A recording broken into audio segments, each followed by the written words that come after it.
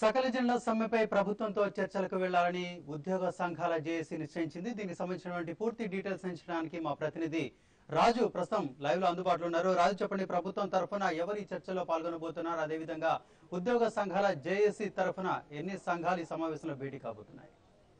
So Madhav, మొత్తానికి తెలంగాణ ఉద్యోగ సంఘాల జేఏసీ గత 30 రోజులుగా తలపెట్టినటువంటి సకల జనుల సమ్మెకు సంబంధించిన అంశంపై చర్చించేందుకు ఈ రోజు కొద్దిసేపటి క్రితం ఇప్పుడే మన ముందు వాళ్ళ లోపలికి వెళ్ళడం జరిగింది. మంత్రివర్గ ఉపసంఘం సభ్యులైనటువంటి దామోదర్ డిప్యూటీ సీఎం దామోదర్ రాజనరసింహ, ఆనం రామనారాయణ రెడ్డి, రఘువీరారెడ్డితో పాటు అదేవిధంగా మంత్రి శ్రీధర్ బాబు, సారయ్య, ముఖేష్ గౌడ్, దానం నాగేంద్ర వీళ్ళంతా కూడా సభ్యులుగా ఉన్నారు. అయితే ఇందులో సారయ్య, అటు శ్రీధర్ బాబులు, దానం నాగేంద్ర తప్ప మిగతా వాళ్ళంతా కూడా హాజరు కావడం జరిగింది. రఘువీరారెడ్డి, ఆనం రామనారాయణ రెడ్డి, మిగతా సభ్యులందరూ కూడా రావడం జరిగింది. అయితే మొత్తంగా తెలంగాణ ఉద్యోగ సంఘాలు గత 30 రోజులుగా చేస్తున్నటువంటి సకల జనుల సమ్మెకు సంబంధించి రాష్ట్ర ప్రభుత్వం 2 రోజుల క్రితం వాళ్ళకి నోటీస్ పంపించి ఆహ్వానం పంపించి చర్చలకు రావాల్సిందిగా ఆహ్వానం అందించడం జరిగింది. అయితే నిన్న మహాధర్నా ఉన్నటువంటి ఉద్యోగుల మహాధర్నా కారణంగా ఒక చర్చలు ఈ రోజు వాయిదా వేసుకోవడం జరిగింది. కొద్దిసేపటి క్రితం దాదాపు 20 మంది ప్రతినిధులు, ఆయా సంఘాలకు సంబంధించినటువంటి జేఏసీ ప్రతినిధులుగా ఉన్నటువంటి వాళ్ళందరూ స్వామి గౌడ్, దేవి ప్రసాద్, విఠల్, అదేవిధంగా శ్రీనివాస్ గౌడ్ తో పాటు ఇతర నాయకులందరూ కూడా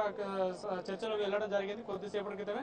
అయితే ఈ చర్చలో ప్రధానంగా మనకు తెలిసే సమాచారం మేరకు ఈ చర్చలు పూర్తి స్థాయిలో సఫలీకృతం అవుతాం అనేటువంటి ఆశాభావం లేదు. అయితే ముఖ్యంగా ఆయా ప్రభుత్వ కార్యాలయాల్లో సకల జన సమ్మె అణచివేసే క్రమంలో పోలీసుల్ని ఎక్కడికక్కడికి ప్రభుత్వ కార్యాలయాల్లో వాళ్ళు ఏర్పాటు చేయడం జరిగింది. కాబట్టి వాళ్ళని ఉపసంహరించాలని చెప్పేసి, అదేవిధంగా సమ్మెలో పాల్గొంటున్న ఉద్యోగులను ఎక్కడికక్కడ అరెస్టు చేసి ఇప్పటికీ అనేకమైన కేసులు ఏర్పాటు చేయడం బనాయించడం జరిగింది. కాబట్టి ఈ కేసులు బనాయించేటువంటి కార్యక్రమాలన్నింటి కూడా రద్దు చేసుకుంటే తప్ప తాము పూర్తి స్థాయిలో చర్చలు చేయలేము అనేటువంటి అంశాన్ని వాళ్ళు చెప్పడం జరిగింది. అదేవిధంగా తాము 30 రోజుల క్రితం సమ్మె మొదలు పెట్టేటప్పుడు ఇచ్చేటువంటి నోటీస్ ఏదైతే ఉందో, తమకు గత 60 ఏళ్లుగా తెలంగాణ ప్రాంతంలో జరుగుతున్నటువంటి అన్యాయాలు, ఉద్యోగాలు, ప్రమోషన్లకు సంబంధించినటువంటి వాటాలో జరుగుతున్నటువంటి అన్యాయం ఏదైతే ఉందో, అన్యాయం అంతా సరైన పద్ధతిలో రావాలి అని అనుకుంటే కేవలం ప్రత్యేక తెలంగాణ రాష్ట్రమే దానికి ప్రధాన మార్గం అని చెప్పేసి మేము భావిస్తున్నాం. కాబట్టి ఇక నుంచి మీ సమ్మెలోకి వెళ్తున్నాం అనేటువంటి అంశంపై నోటీస్ ఇచ్చి ప్రభుత్వానికి నోటీస్ ఇచ్చి వాళ్ళు సమ్మెలోకి వెళ్ళడం జరిగింది. అయితే ఈ సమ్మె నోటీసు పైన ఇప్పటి వరకు రాష్ట్ర ప్రభుత్వం మంత్రివర్గం కానీ రాష్ట్ర ప్రభుత్వం కానీ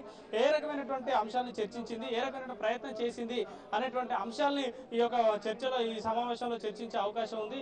అయితే ప్రధానంగా తమ కేసులు, అదేవిధంగా ఇప్పుడు జరుగుతున్నటువంటి ఈ యొక్క సమ్మెకు సంబంధించిన పరిష్కార మార్గం ఏమైతే కనుగొన్నారో ఆ తర్వాతే పూర్తిస్థాయి చర్చలకు తాము సిద్ధంగా ఉంటామని చెప్పేసి ఆ ఒక వ్యాఖ్య చెప్పి బయటకు వచ్చే అవకాశం కనిపిస్తా ఉంది. మాధవ్.